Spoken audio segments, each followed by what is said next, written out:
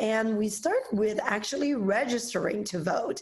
There's most states require you to register in advance for an election, but there are some states that have allow same day registration.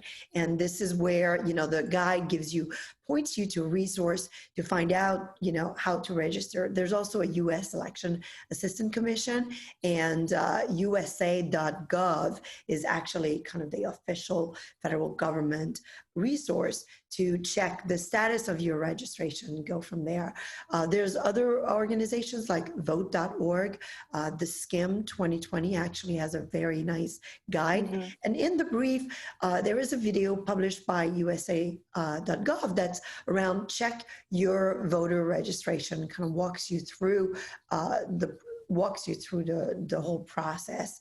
I'd like to mention that if you are a first-time voter, the U.S. Vote Foundation tells you exactly how to register for the first time, and even explains if you are a student living away from home or studying abroad, how to register.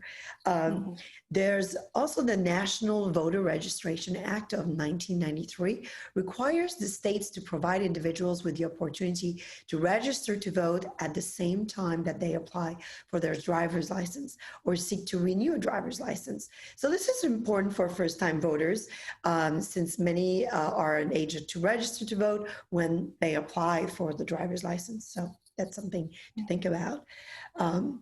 So do you have some thoughts to share about just voter registration, and maybe about, there's a lot of drives around voter registration that happens in public places, grocery stores. I think it's good to ask questions about, how your voter register, if an agency or someone is offering to register to vote, how they have that power and how that works. I don't know if you have some thoughts on that, Mary.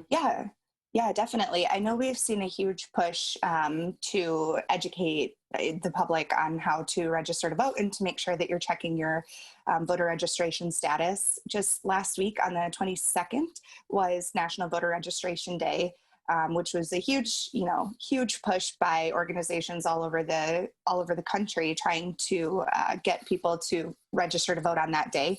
But if you didn't, and you're still unregistered, there are plenty of opportunities going forward to be able to and to check your registration status. So I think the first step, right now, as we're nearing the election, the first step is to check whether you are registered. And even if you've been registered in the past, it's still important to check. There are a multitude of reasons why you might need to re-register. So for example, I moved this year from the last election. So I need to update my registration. So any little thing like that, I think it's just important, even if you do think you are registered, to double check and make sure that you are with, any of the resources that you just mentioned. And if you find that you do need to register to vote, you can visit your local election authority's website and learn whether you can register online or if you have to register in person. And then, as you mentioned, Sylvie, there are some states that allow you to register on the same day of the election, but that's not common. It's not available everywhere. So you can also get the registration deadline, and it's important to note that deadlines are starting to come up. So there are a lot of states whose deadlines are passing now, and then they'll continue to pass each coming week between now and the election. So it's important to check your status, see if you need to register, and then make sure that you have all of the information available to do so.